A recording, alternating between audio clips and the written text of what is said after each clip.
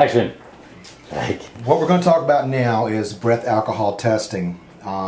Usually when you get a call that someone is sending over someone for a breath alcohol test, it's very imperative that you get that patient to the back and get them tested as soon as possible. Every second counts. So once you get the patient in the room and you initiate the test, the first things you're going to do is pull out either a DOT custody form or a non-DOT custody form. The non-DOT is going to be in the yellow, the DOT will be in the white. At this point, what you do is you tell the patient to read the back. They're welcome to read the back. These will be the steps that we will be doing to do the test. Of course, if someone is probably under the influence, they're going to take as much time as they want to read this, because like I said, time is imperative and every second counts. Once they have read this, they have to initial the corner and circle it. That tells everybody that they have agreed to taking the test, and this is the steps that will be followed. Once it's circled, initialed and circled, have them turn the page over and have them sign right here at step number 2 to be completed by the employee.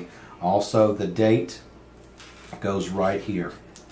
What I usually do before I call the patient back is I go ahead and take care of the stuff that you already know. The patient's name, last name, first name, social security number. The DER is going to be the employer. Sometimes it's just going to be a company or factory, but sometimes it will be a company and factory along with a contact person's name and phone number. The more information you can put here, the better. Once that has been done, at this point, bring the patient back and it's ready to start the test. This is the mouthpiece. This is in a secure sealed package. Have the patient open this up, and because this could be a lot of trouble if it's not opened in front of the patient or the patient opens it up. Once it is opened, try not to touch the end of the mouthpiece, which is this end right here. This will be the end that the patient will be blowing into the machine. Show how distinctly different the other end, the handle part. This is the handle part. This is the mouthpiece part right here. So what you want to do is once they have opened this and handed this to you, on the back of the unit is where this goes. And it'll only attach one way. Right. See, it will not attach this way, but it will attach nice and secure that way right there. So you cannot put it on the wrong way. Just show that there's a little hole where the air is going through from the mouthpiece into the unit. Right. You see that little red piece, and it goes into the plastic in the hole that you'll see on the mouthpiece. So you should easily be able to figure out which side it snaps onto. Right. The big thing is being careful you don't touch the part for the mouth while if you have to secure it here. Don't be touching the end. Okay? Alright, so at this point what you're going to do is you're going to turn on the machine, which the power switch is at the very bottom. You want to push this and you're going to hear a funny noise. At this point it's going to give you your internal temperature and it's going to give you an air blank. What this is, it's testing the air that's in the room. It's going to be a little wait button, and once it does that, it's going to say sample. So what you want to do is when you hit the execute to sample the air that's in the room, you push that. And right now it's sampling the air that's in the room. You're going to see a read of 0.000 BAC, and it's going to say continue. What this tells you is there's no alcohol in the presence of this room. I always show the patient this and have them acknowledge that there is no alcohol. I turn it to the patient and say, see the readings, and they acknowledge yes. Notice you can't see on the video, but the screen, the prompts for the next action are in the lower right corner, and right now it says continue. And to continue, Tim's going to press the button on the right side. Okay, so what you're going to do is when you see this right here, what you're going to do is you're going to hold the mouthpiece. Do not let the patient hold it. You hold the mouthpiece and you put it up to their mouth. They have them put their lips around the end of the mouthpiece, and you're going to push continue. At this point you're going to have the test number, and then you hit the execute button again.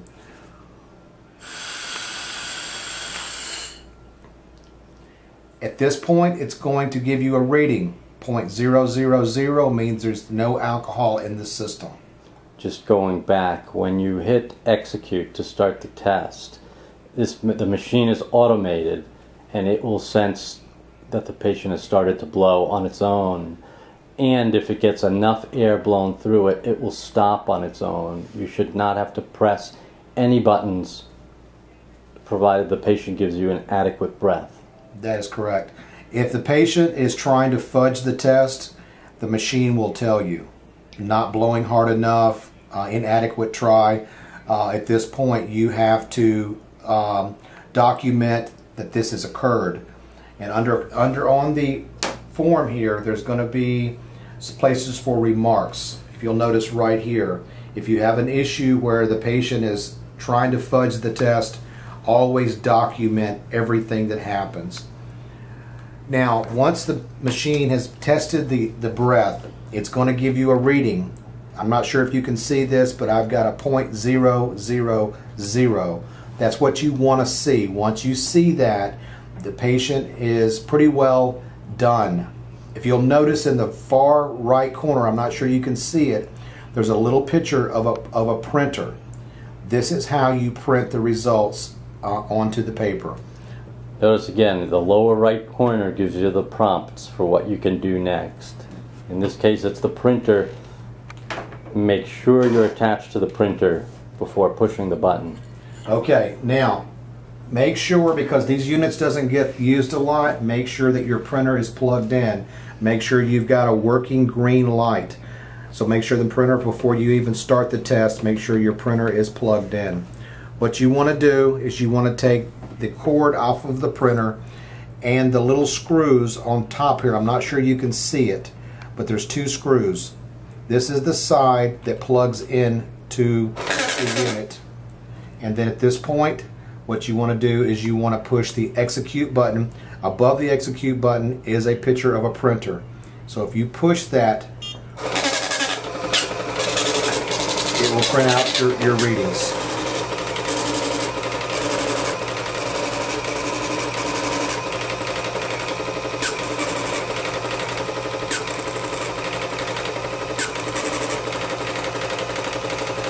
Okay, at this point you want to tear this off.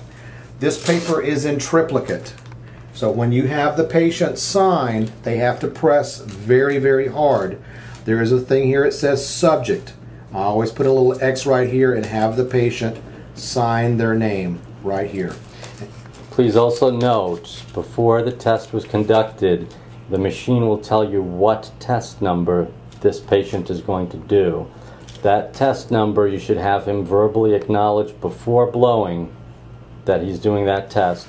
And as you see on the ribbon here, the test number is printed out, and you have him acknowledge that that was his test number. Another thing is we're going to be talking about calibration on the next film, but very important, these machines have to be calibrated. If you have someone that's trying to fudge a test, they're looking for any excuse to get by this test. These machines have to be dry check calibrated every 30 days. We will talk about that on another film. But if you will notice on this ribbon right here, the air blank is showing a .000 reading. What that tells us is this machine is accurate and on the money. If you'll notice right below that, I doubt if you can see it, but right here is the result. This is the result for my breath alcohol test, along with the date and the time. If this machine is calibrated and it's a good test, there's no way they can legally get out of this test. Everything is documented right there, and once you have the patient's signature, it's a done deal. At this point, you have triplicate copies